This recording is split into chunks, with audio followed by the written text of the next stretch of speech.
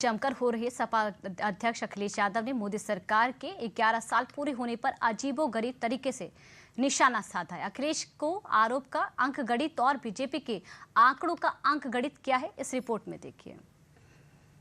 ये 11 साल आपके लिए हो सकते हैं, लेकिन अगर दिल्ली की सरकार के 11 साल और उत्तर प्रदेश की सरकार के लगभग 9 साल इन दोनों को जोड़ दें तो 20 साल का लेखा जोखा सरकार को देना पड़ेगा जनता के बीच में क्या किया है। सुना आपने, अखिलेश यादव ने केंद्र की मोदी सरकार और यूपी की योगी सरकार के विरोध का ये नया और अनोखा तरीका इजाद किया है। बयान तो सुन लिया आपने, लेकिन शायद हिसाब समझने में थोड़ी उलझन ही रही होगी। अब अखिलेश के अनोखे अंकगणित वाला पूरा बयान सुनिए, जो इस हिसाब की उलझन को और बढ़ा देगा। देखिए, एक हिंदी में कहावत है, 1 पे 1 11, और दूसरी कहावत है 9 2 11। जो उत्तर प्रदेश की जनता, मैं सवाल 11 साल का नहीं कर रहा हूं, ये 11 साल आपके लिए हो सकते हैं, लेकिन अगर दिल्ली की सरकार के 11 साल और उत्तर प्रदेश की सरकार के लगभग 9 साल इन दोनों को जोड़ दें तो 20 साल का लेखा जोखा सरकार को देना पड़ेगा जनता के बीच में क्या किया है।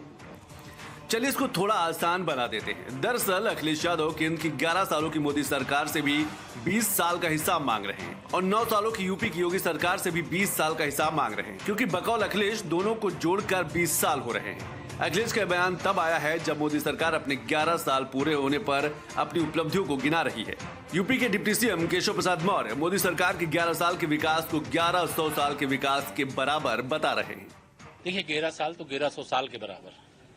जितना माननीय प्रधानमंत्री श्री नरेंद्र मोदी जी के नेतृत्व में 11 वर्षों में देश का विकास हुआ, गरीब का विकास हुआ, किसान का विकास हुआ, महिलाओं का सशक्तिकरण हुआ, देश सामरिक दृष्टि से शक्तिशाली हुआ और 27 करोड़ लोग गरीबी के दलदल में फंसे थे, वो बाहर निकले। आत्मनिर्भर भारत बन रहा है। हम विदेशों पर ही पूरी तरह से निर्भर रहते थे पहले, लेकिन मोदी जी के नेतृत्व में सरकार बनने के बाद भारत हर क्षेत्र में आत्मनिर्भर बन रहा है। प्रधानमंत्री मोदी जी के नेतृत्व का भारत ही है जिसने सर्जिकल स्ट्राइक किया, जिसने एयर स्ट्राइक किया, जिसने ऑपरेशन सिंदूर किया, और पूरे दुनिया में डंका भारत का बज रहा है। और चौथी अर्थव्यवस्था के रूप में, यानी गरीब आदमी जब अमीर बनने लगे, अमीर और अमीर बनने लगे कि हम देश को ही नहीं दुनिया को भी रोजगार देने का रास्ता खोल सकें और दुनिया के बड़े बड़े निवेशक भारत की ओर आकर्षित हो रहे हों। स्टारलिंक जैसा जो इतना बड़ा प्लेटफॉर्म है अमेरिका से अगर भारत में आ रहा है, तो इसका अंदाजा लगा सकते हो कि आज भारत कितनी ऊंचाई की ओर जा रहा है, कितना विकास की ओर जा रहा है। दुनिया में भारत से आगे केवल 3 ही देश बचे हैं। तीसरे नंबर पे जर्मनी बचा है, चीन बचा है और अमेरिका बचा है। मुझे पूरा विश्वास है माननीय प्रधानमंत्री जी के नेतृत्व में हम तीसरी अर्थव्यवस्था तो तीसरे कार्यकाल में बनेंगे, लेकिन पहली अर्थव्यवस्था और विश्व गुरु भारत, आत्मनिर्भर भारत, शक्तिशाली भारत, सफल भारत, यह सब हम लोग अपनी आंखों से देखेंगे। आप युवा पत्रकार हो, आप भी देखो। यूपी के डिप्टी सीएम केशव प्रसाद मौर्य के बयान और ये दावे यूं ही नहीं है। इसके पीछे मोदी सरकार की दूरदर्शिता और बीते 11 साल में जन कल्याण के लिए किए गए वो फैसले हैं जिसने देश की तस्वीर बदल के रख दी है। 11 साल 11 योजनाओं का हाल की बात करें तो जन धन योजना, स्वच्छ भारत मिशन, आयुष्मान भारत योजना, पीएम आवास योजना, पीएम गरीब कल्याण अन्न योजना, किसान सम्मान निधि, मुद्रा योजना, उज्ज्वला योजना, जल जीवन मिशन, सौभाग्य योजना, स्टार्टअप इंडिया।